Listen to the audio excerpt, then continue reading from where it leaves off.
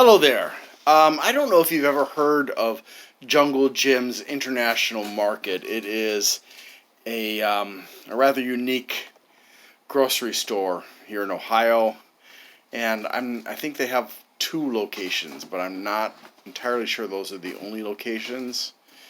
Anyways, there's one in Cincinnati and then one somewhere, I don't know, Columbus or something. No, not Columbus. I'm not sure where it is. Sorry, don't know.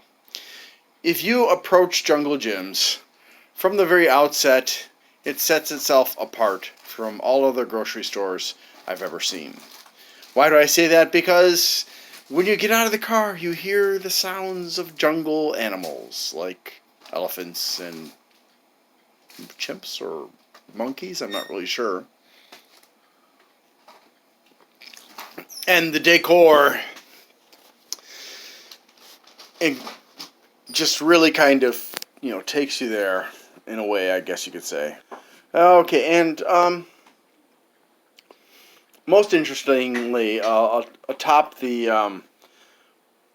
in the entrance area, there is a large roof hanging over into the beginning of the parking lot, and on top of that it looks like a light rail train is up there.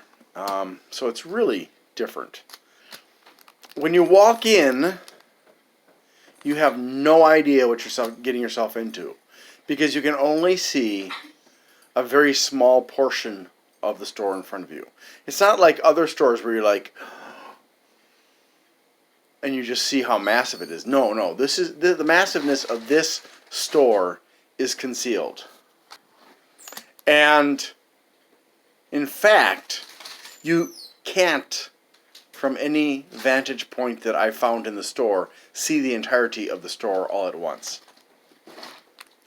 You can see, I don't know how big this store is. I can just tell you it is comparable to large grocery stores. But it's so uniquely laid out. I'll be charitable.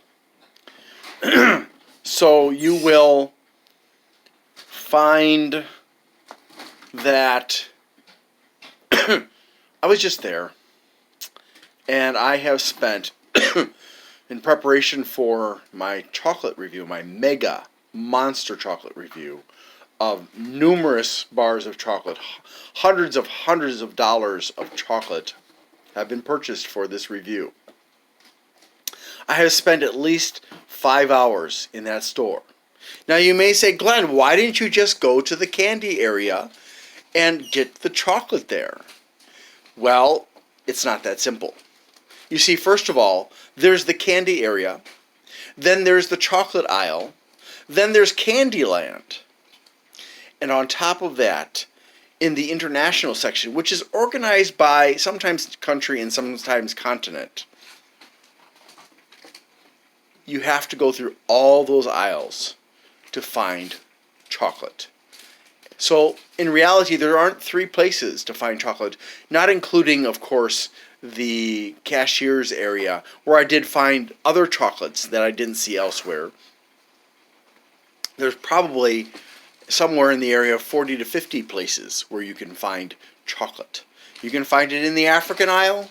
You can find it in the Great Britain aisle. You can find it in the German aisle. You can find it in the Japanese aisle, and in so many different places.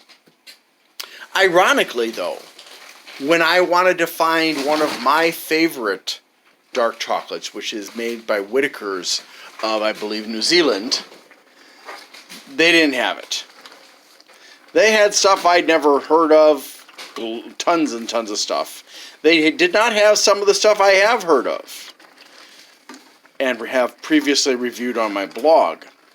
But they did not have Whittaker's of New Zealand. And I'm sorry. Sorry for obscuring. Oh! Could you see me now?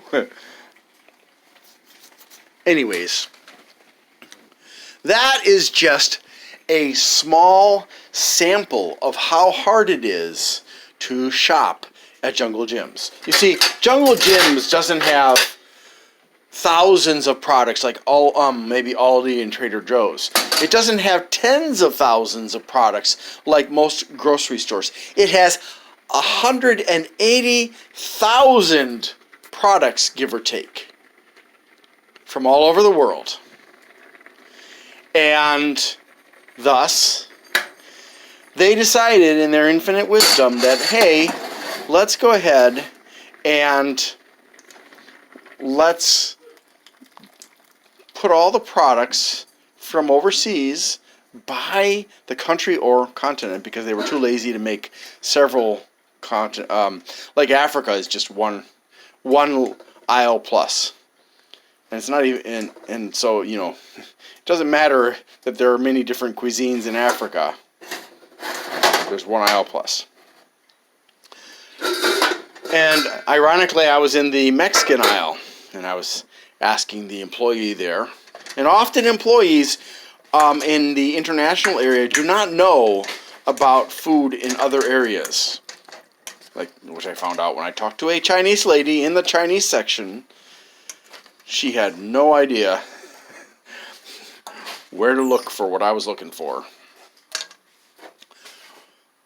Thus, when I asked this Mexican lady about the chocolate in the Mexican aisle, she said they didn't have any at the time. And I said, well, actually, in the large chocolate aisle, they have Taza Mexican chocolate. She didn't even know that. Imagine that. The person stocking the Mexican aisle did not know that there was Mexican chocolate in the chocolate aisle. I've talked to several employees there, and either they keep their mouths shut when I tell them how frustrating I find it to shop at Jungle Gyms. There it is. There's the truth. I find it frustrating. Or they agree with me that it is frustrating. And it's not like they're getting paid huge amounts of money. It's not like say, if you go to Meijer or Kroger or another sensible grocery store, where they have apps that they can look up where to find a product. Or that they have all the international food conveniently laid out by, say, type of food that it is, say bread or grains or cereals or desserts or anything like that. No. It's all divided up, and a lot of the employees feel very frustrated too, because they can't even tell the customers where to find things, and they don't have an app. And once, a couple of days ago, I was trying to find out some information on Jungle Gym's very own gourmet dark chocolate, and I couldn't find it on the website, which is bizarre. So, aside from all the international sections, mixed in there is the certain sections where you can get things like, chili pepper sauce. And they have lots and lots and lots of chili pepper sauce. I've never seen so much chili pepper sauce in my life. The one kind of chili pepper sauce that I wanted to get there, they didn't have. They had the brand, Queen Majesty, but they didn't have the particular one, which was ghost pepper from Queen Majesty, which I've had, and it's delightful. So, once you get through with the international section, which is kind of a mess, there is no organization to each of the aisles. Well, some are more organized than others, but even if you wanted to find chocolate or candy in one country or one continent's aisle, you can't do it because it's spread out, and I'm not sure if there's a rationale behind that. I was so tired after having walked around there for so long. I didn't try to figure out the rationale.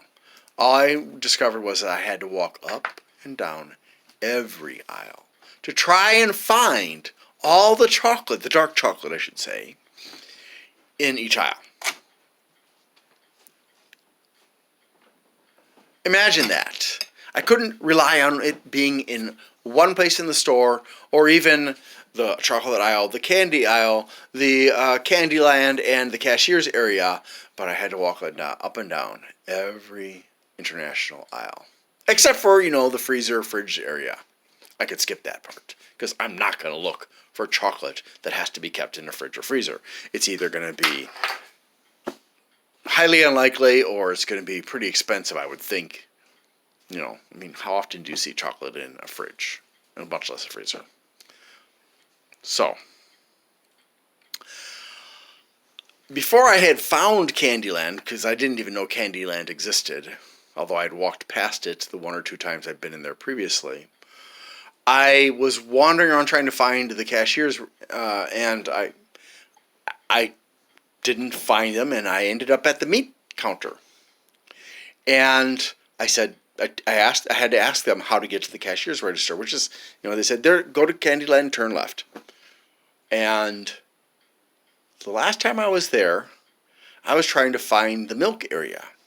Now, I found the cheese area, but it was a large area. And I didn't walk into it because it was clear that the whole thing, and it's a very large cheese area, was devoted to cheese and whatnot. Or maybe it wasn't cheese, but it was something. I don't know. I don't remember. I wandered around from one end of the store to the other trying to find the milk, and I couldn't find it.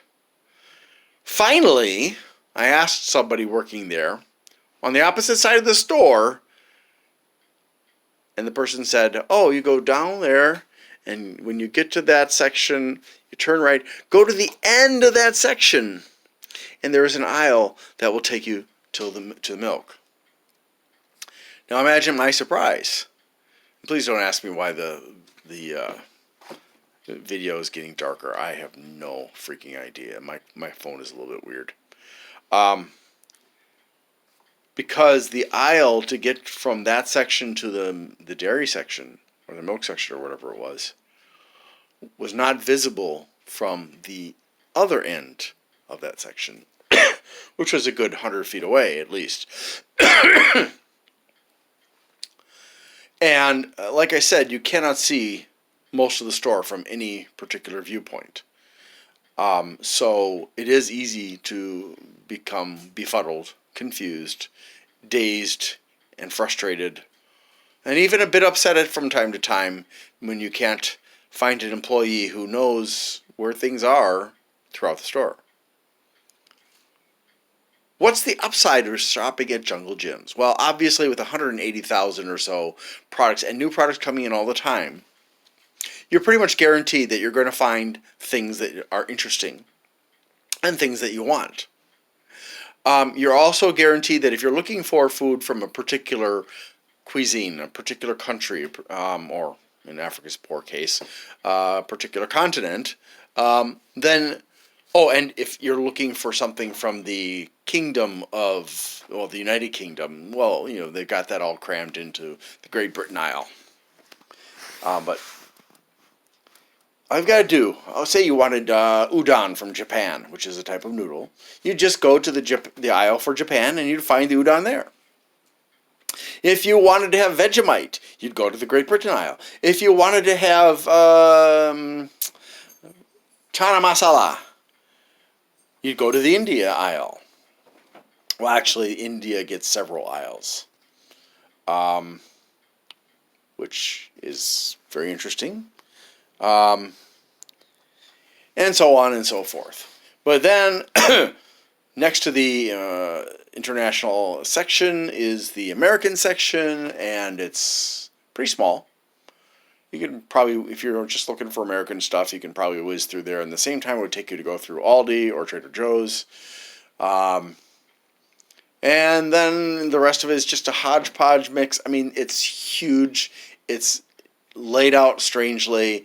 It is hard to know what you're doing unless you've been there several times. And quite frankly, it's oftentimes nonsensical because there are so many things that could be organized into one big section. Like candy the chocolate could be even in Candyland, or it could be in Candyland, or in a chocolate aisle all by itself. There's no reason for it to be deposited in 40 to 50 different places around the store. Breads. I mean, there are so many kinds of breads and fried snacks, and desserts could have their own entire section, and pastas could have their own entire section. Cereals could have their, and it just goes. It would just. I understand that for people coming from a foreign country who want to have a taste of home, it's very convenient for them to be able to go to one, or in India's case, 5 or 6, aisle to find what you want. I get that. But for everybody else, if you're doing something like what I was doing, trying to find chocolate from around the world, and I did actually find one of my favorites, which is Sharpenberger, it is an exercise in frustration. And I talked to other customers who felt that way, and again, I talked to employees who felt the same way. Some of them were very voluble about how frustrated they were and how stupid they thought the owners were. So, Jungle Gyms, I realize you got your own thing going on there, but you might want to see if you can, I don't know, maybe revise it a little bit. At least make it so that it's not so hard for people to find sections of the store and not so hard to prevent themselves from being lost. Because every time I go there, I get lost. But, kudos on the huge variety and the poor organization. Yeah. Thank you very much for watching. I hope you have a great day.